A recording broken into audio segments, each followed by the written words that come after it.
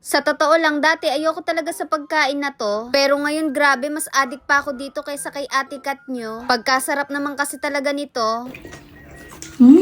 Ngayong araw mga ate, meron nga ako ditong dalawang panat na nanapa cabbage. At bago pa nga ito masira, eto't may naisip na nga akong gawin sa kanya. Na dati ayoko talaga sa pagkain na to, pero ngayon naging paborito ko na rin siya. Ang sarap kasi nito i-partner sa mga pinirito. Bali itong dalawang napa cabbage, biniya ko nga lang sa gitna. Pagkatapos ayan, inalis ko lang yung matigas na part niya. At pinaghihiwa ko na nga rin ito ng ganyang kalalaki. Pero kung tinatamad kayong maghiwa, pwede nyo na nga yung gawin ng buo. Walang ganon! Sa inyo ba mga ate, ano yung tawag dito, napa cabbage o pechay bagyo? Nang makatapos nga akong makapaghiwa dito, eto't nilagay ko lang sa isang lagayan at nilagyan ko lang din ng asin. At kung wala kayong asin, pwede naman yung salt. Pagkatapos ayan, hinalo ko lang para lahat ng napa cabbage natin ay malagyan ng asin. Ibabad lang natin yan ng 2 hours at makalipas yung 2 oras, ayan, lumabas na nga yung moisture niya. At ganito na rin yung naging texture ng napa cabbage. At dito mga ate, kailangan lang natin siya hugasan ng mabuti. 3 banlaw nga yung ginawa ko dito para ma-make sure na wala na talaga siyang alat. At sa parting to mga ate, kailangan mo na dito ilabas yung gigil mo sa kapitbahay mo. Gagamit nga rin pala tayo dito ng sibuyas, bawang, luya, carrots at onion leeks. At syempre, kailangan muna natin alisan ng balat itong mga gagamitin natin. Nung una ko nga natikman itong pagkain na to mga ate, ayoko talaga. Kahit nga yung amoy niya, ayoko din. Si Ate Kat nyo lang talaga yung mahilig dito. Naiinis nga ako sa kanya tuwing kakain siya nito. At ayun, kakapilit sa akin ni Ate Kat nyo, natikman ko to. Abay, nagulat na lang ako, ilang araw ang makalipas, sinahanap ko na yung lasa niya. At inaral ko nga din kung paano yung paggawa nito. Para sa tuwing magke-crave kami, hindi na kami bibili at gagawa na lang ako. Siya nga pala, gagamit din pala tayo dito ng mansanas. Peras talaga yan, kaya lang wala kami nun sa bahay. Siguro naman mga ate, ngayon nahuhulaan nyo na kung ano yung gagawin natin dito sa mga napa cabbage. Ito nga palang carrots, ay hihiwain natin yan ng maninipis. At dahil napakatagal nga nun, kaya itong peeler na lang yung ginamit ko. Ito kasing peeler namin ay pwede na rin siyang pang shred. At tingnan nyo naman, saktong-sakto nga lang yung laki at nipis.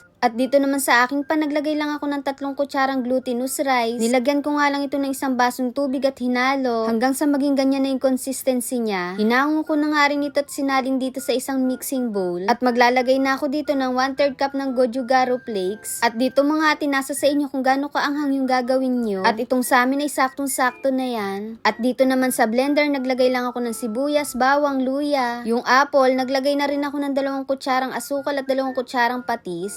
Blender ko nga lang ito hanggang sa maging smooth na. At ayan, meron na nga tayo ditong shake. Walang ganon! Bali, ito nga yung magiging paste natin dito sa ating gagawing kimchi. Yes, tama po kayo, gumagawa tayo ngayon ng kimchi. Sobrang dali lang yung gawin mga ate. Kayo ba mga ate kumakain din nito? At inihalo ko na rin nga pala dito yung onion leeks at carrots. Ay tingnan nyo naman yung itsura niyan mga ate, nakakatakam na talaga. Sabay inihalo ko na rin dito yung mga pechay bagyo natin. Yung kaninang pagkadaming pechay bagyo, pero ngayon ganyan na lang siya kanipis. Hinalo ko nga lang ito ng mabuti at ayan na siya mga ate, meron na tayong kimchi. At dun nga pala sa nilagay nating patis at asukal ay nagdagdag pa ako dun. Mas madali na kasing magdagdag kaysa mapasobra. O siya, tara tikman na natin ito. At unang kagat first bite.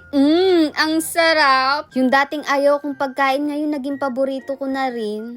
Kakain na nga hindi sanay magluto, nakaasa kay ate. First bite. Ang sarap ng may tagaluto. Ate, tingnan mo naman, napakadaming kimchi niyan, ang sarap.